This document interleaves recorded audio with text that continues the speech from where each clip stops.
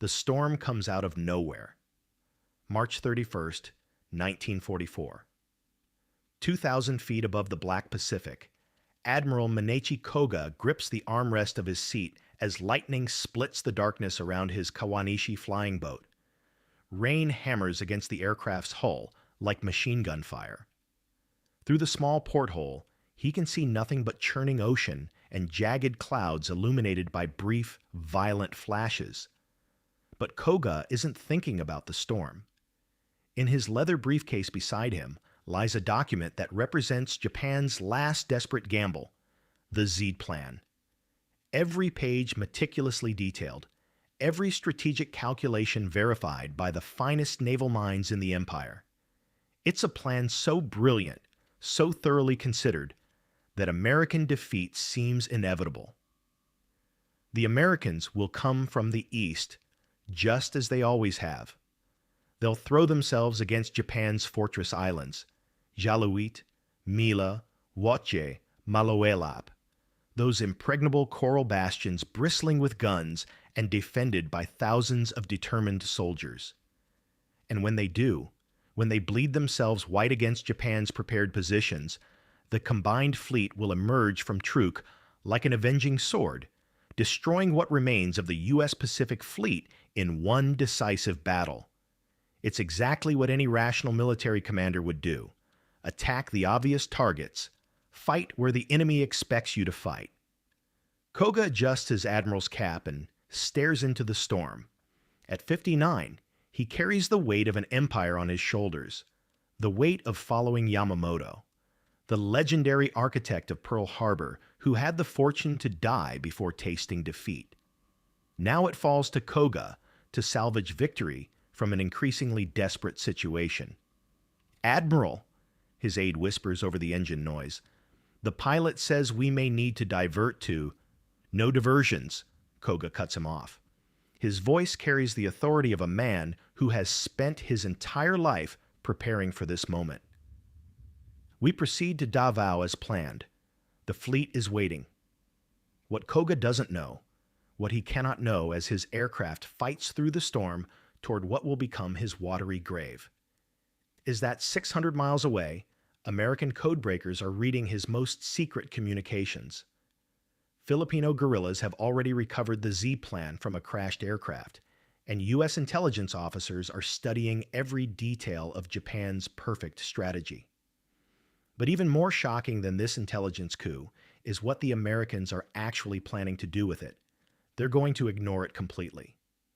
You see, while Admiral Koga sits in his doomed aircraft, confident that he understands exactly how the Americans think, how they fight, how they must inevitably attack his fortress perimeter, the U.S. Pacific Fleet is preparing to do something that will shatter not just Japanese defenses, but the entire Japanese understanding of modern warfare. The Americans are about to prove that the most devastating weapon in war isn't superior firepower or better fortifications. It's the ability to make your enemy's entire strategic framework completely irrelevant. But how could the most brilliant naval minds in Japan be so catastrophically wrong about American intentions? To understand the magnitude of what's about to unfold, you have to step into the shoes of Rear Admiral Manzo Akiyama as he stands on the wooden dock at Kwajalein Atoll, January 15th, 1944. The morning sun reflects off the lagoon's crystal-clear water, and in the distance, he can see the concrete bunkers and gun emplacements that represent months of backbreaking construction work. Akiyama commands the 6th Base Force, the nerve center of Japanese operations in the Marshall Islands. From his headquarters on Kwajalein, he coordinates the defense of an island chain that stretches across hundreds of miles of Pacific Ocean. It's a responsibility that weighs heavily on him, especially now that everyone knows the Americans are coming. But Akiyama isn't worried about Kwajalein. Why would he be? Look at the strategic situation through Japanese eyes in early 1944.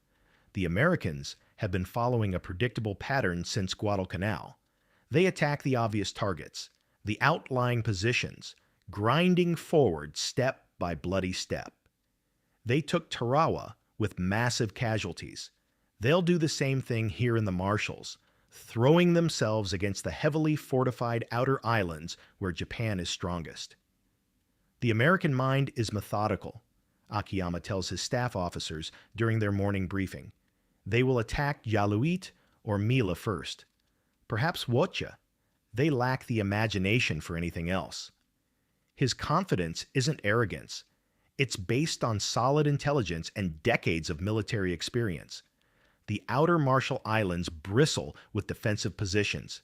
Jaluit alone has over 3,500 troops and massive coastal guns. Mila boasts 2,530 soldiers and some of the finest fortifications in the Pacific. These islands form an impenetrable barrier that any rational enemy must neutralize before advancing deeper into Japanese-held territory. That's how warfare works. That's how it has always worked. Meanwhile, when 1,500 miles away at Pearl Harbor, Admiral Chester Nimitz stares at aerial reconnaissance photographs spread across his conference table. His intelligence officers have just delivered a briefing that would seem impossible to Japanese strategists. They're going to bypass every major fortress island and strike directly at the heart of the Marshall Island chain.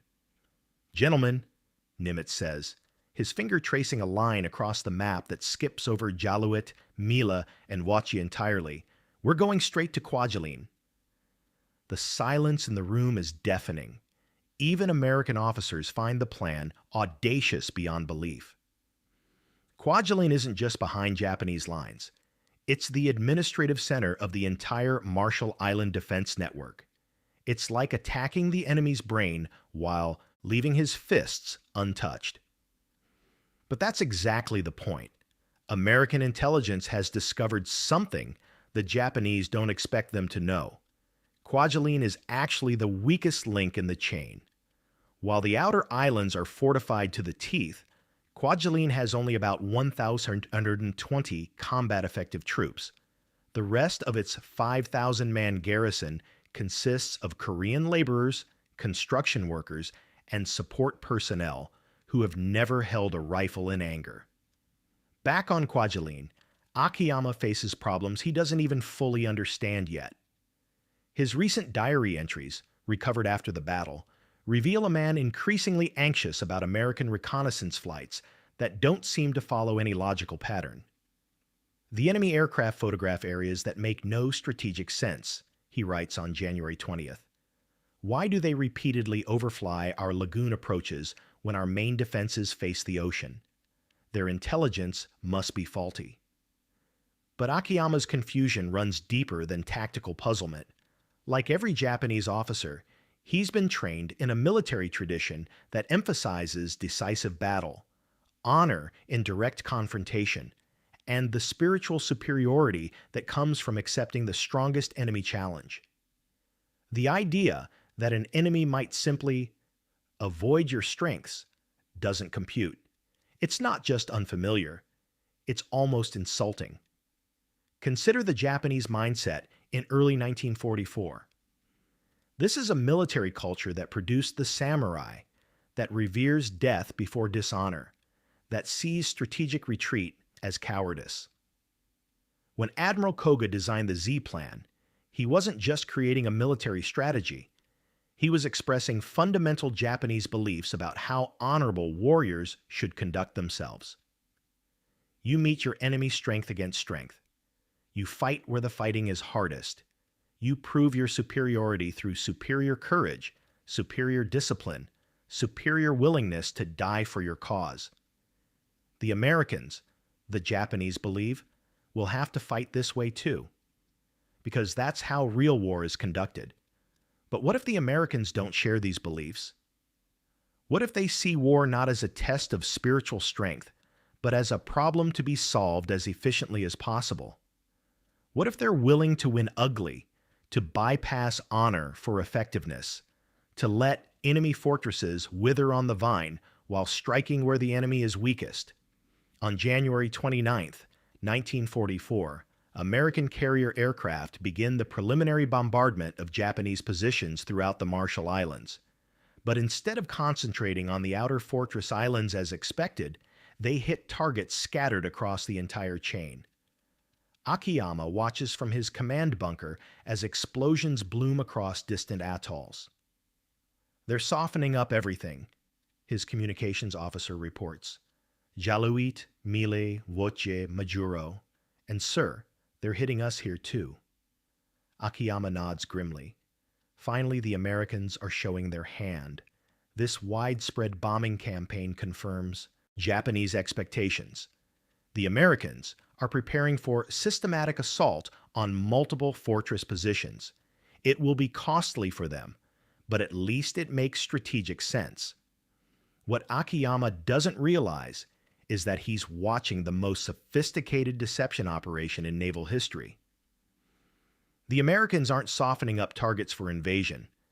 They're hiding their true intentions behind a smokescreen of universal destruction. The real blow is coming tomorrow, and when it falls, it will change everything. January 31st, 1944. 5:47 a.m. The first explosions shatter the pre-dawn silence over Kwajalein Atoll like the end of the world. Admiral Akiyama bolts upright in his bunk as his entire command bunker shakes. Concrete dust rains from the ceiling. Outside, the thunder of naval gunfire rolls across the lagoon in continuous, devastating waves. Through the narrow observation slit in his bunker wall, he can see muzzle flashes lighting up the horizon like deadly stars. But something's wrong with this picture. Terribly, impossibly wrong. "Sir," his aide bursts through the bunker door, helmet askew, eyes wide with shock. "The American fleet, they're not where they're supposed to be." Akiyama grabs his binoculars and rushes to the observation post. What he sees through the magnified lenses defies everything he thought he knew about warfare, about Americans, about the fundamental nature of military strategy itself. The U.S. Pacific Fleet isn't attacking Jaluit. It isn't pounding the massive fortifications at Mile or Woche. Instead, 8 American battleships are sitting in the Kwajalein Lagoon inside his defensive perimeter, methodically destroying everything in sight with the precision of industrial machinery. "How did they get past our outer defenses?" Akiyama whispers, his voice barely audible over the bombardment. The answer is as simple as it is revolutionary. They didn't go past the outer defenses. They went around them. While Japanese commanders spent months preparing for frontal assaults on their fortress islands, the Americans developed something entirely new, a strategy so audacious that it didn't even exist in Japanese military thinking. They called it island hopping, but that bland term completely fails to capture the psychological devastation it's about to unleash. The USS New Mexico opens fire with her 14-inch guns, each shell weighing as much as a small automobile. The first salvo brackets the main command bunker. The second finds its range. Akiyama watches in horrified fascination as his carefully constructed defensive positions simply cease to exist under the methodical American bombardment. But the naval gunfire is just the opening act. At 6:15 a.m., the sky fills with the drone of aircraft engines, not the handful of planes that might support a traditional amphibious assault, but wave after wave of carrier aircraft, dive bombers, torpedo planes, fighters, more aircraft than Akiyama has ever seen in his life. Lieutenant Commander Toshio Nabata, stationed at the airfield, records in his diary what happens next. "The enemy planes came out of the sun like a plague of locusts. Our fighters tried to respond, but they were outnumbered 20-1. I watched zero after zero fall, burning into the lagoon until there were no more zeros left to fall. By 7 a.m., 92 of the 110 Japanese aircraft in the Marshall Islands have been destroyed. The remainder flee to distant bases, leaving the island garrisons completely defenseless against air attack." This is the moment when Japanese strategic thinking doesn't just fail, it shatters completely. You have to understand, every Japanese plan for defending the Marshall Islands was based on the assumption that Americans would fight like Japanese. They would attack the strongest points first, seeking decisive battle, accepting massive casualties for the honor of direct confrontation. The outer fortress islands were supposed to attract American attention, to draw them into the grinding attritional warfare where Japanese spiritual superiority could triumph over American material advantages. Instead, the Americans treated Japanese fortress islands like obstacles to be avoided rather than challenges to be met. They left 11,000 Japanese troops on the outer islands to wither on the vine, starving, cut off from supplies, militarily irrelevant, while striking at the one point where Japanese defenses were thinnest. The psychological impact on Japanese commanders is immediate and devastating. Colonel Tarokichi Aso, commanding the 729 men of the WWII detachment who had just arrived on Kwajalein for transfer, stares at the American fleet through his field glasses. "This is not warfare," he mutters to his aide. "This is something else entirely." What Aso is witnessing is the birth of modern asymmetric warfare, the idea that victory comes not from defeating the enemy's strength, but from making his strength irrelevant. At 9:30 a.m., the first American landing craft hit the beaches. Major General Charles Corlitt's 7th Infantry Division doesn't charge into withering defensive fire like the Marines did at Tarawa. Instead, they wade ashore on beaches that have been so thoroughly pulverized by naval gunfire that one British observer later wrote, "Nothing could have lived through that sea and air bombardment. The beach was a mass of highly colored fish that had been thrown up there by nearby explosions." The prepared Japanese defenses, the gun positions, the concrete bunkers, the carefully sited machine gun nests, have been reduced to rubble and smoking craters. Most of the Korean laborers and support personnel surrender immediately, having never expected to fight a battle at all. But it's not just the physical destruction that breaks Japanese resistance, it's the complete psychological disorientation of fighting an enemy who refuses to follow the rules. Akiyama retreats to his final command bunker, trying desperately to coordinate a defense against an attack that shouldn't be happening. His radio crackles with confused reports from his surviving units. "Sir, the Americans have landed at 3 different points simultaneously. They're using some kind of amphibious tanks. We've never seen anything like them. Our coastal guns can't depress low enough to hit their landing craft in the lagoon.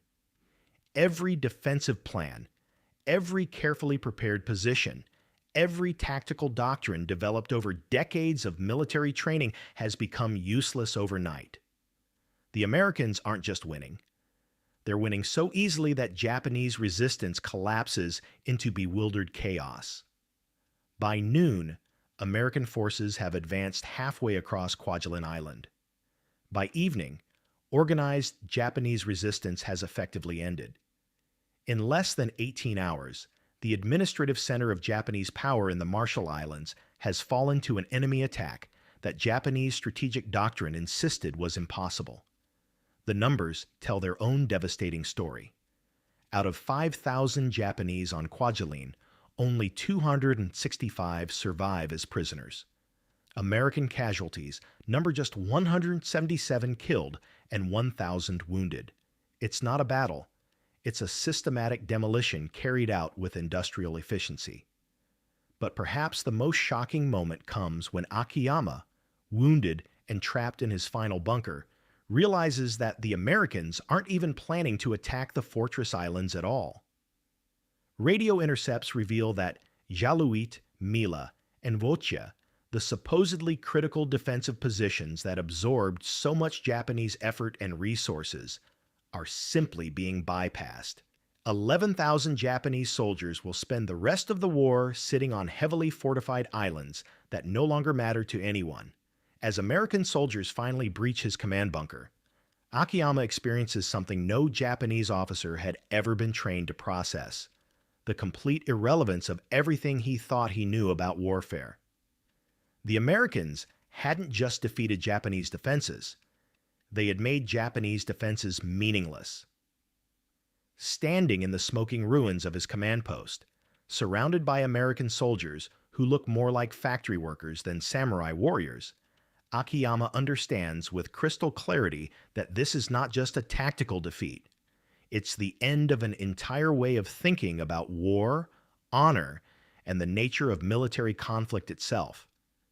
The age of fortress warfare, of meeting strength with strength, of proving superiority through direct confrontation, dies with him in that bunker on Kwajalein Atoll.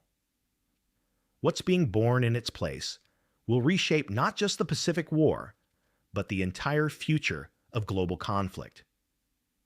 The silence in Admiral Soemu Toyoda's office in Tokyo is deafening. It's February 8, 1944, 1 week after the fall of Kwajalein, and Toyoda, newly appointed to replace the deceased Admiral Koga, stares at intelligence reports that read, like science fiction: the Americans have captured the heart of the Marshall Island Defense Network in 4 days. 11,000 Japanese troops remain stranded on outer islands that the Americans simply ignored. The entire strategic framework of Japanese Pacific defense has collapsed like a house of cards. How?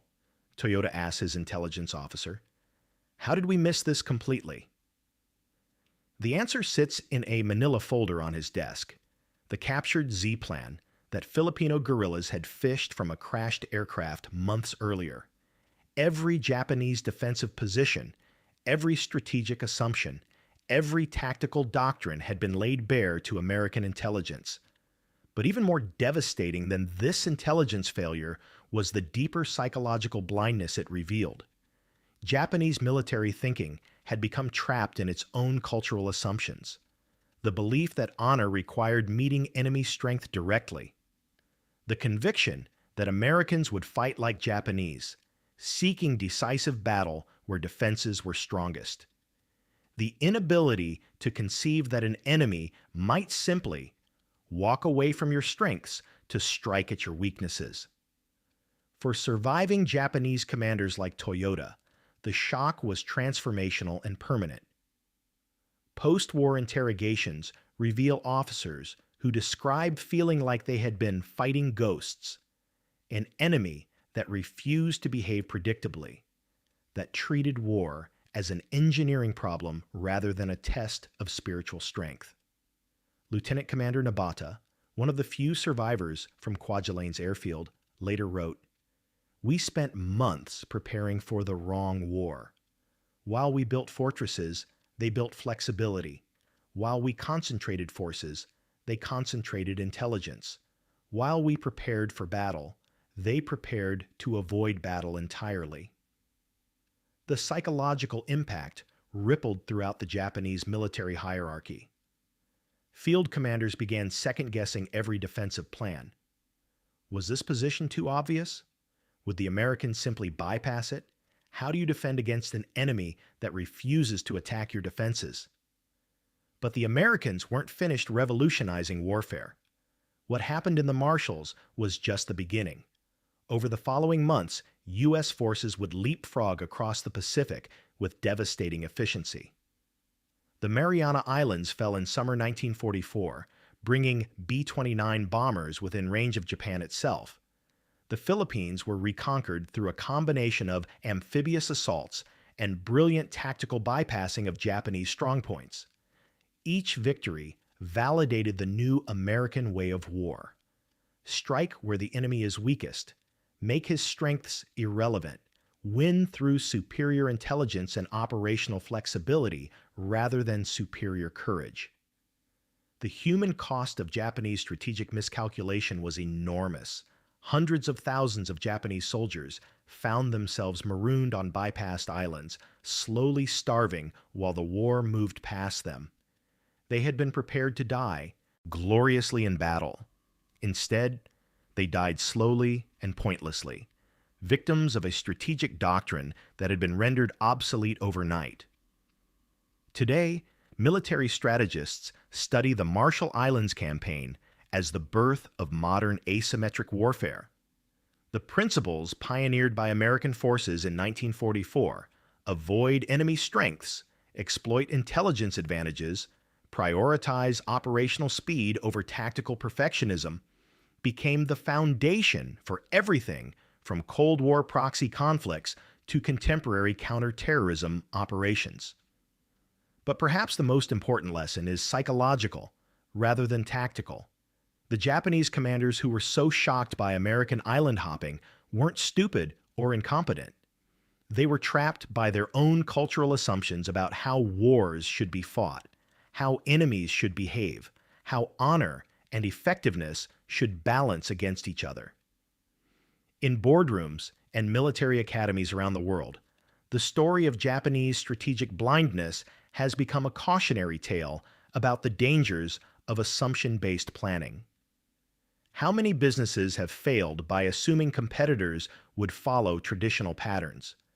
How many military campaigns have crumbled when enemies refused to fight the expected battle? The storm that claimed Admiral Koga's life on March 31, 1944, was more than just a meteorological accident. It was symbolic of the tempest that American strategic innovation was about to unleash across the Pacific. Japanese commanders had prepared for everything, except an enemy that would change the rules of war itself. Standing in the ruins of Kwajalein Atoll, surrounded by the debris of obsolete defensive thinking, Rear Admiral Akiyama had witnessed something that military historians would later recognize as a turning point in human conflict. The age of fortress warfare was ending. The age of maneuver warfare, information warfare, and strategic flexibility had begun. The Americans hadn't just shocked Japanese commanders with their island-hopping strategy. They had shocked the world into a new understanding of what warfare could become when intelligence, innovation, and audacity combined to make the impossible inevitable. Are you prepared for the next strategic revolution? Subscribe now and discover the military innovations that continue to reshape our world. Because understanding how the rules changed yesterday might just save your future tomorrow.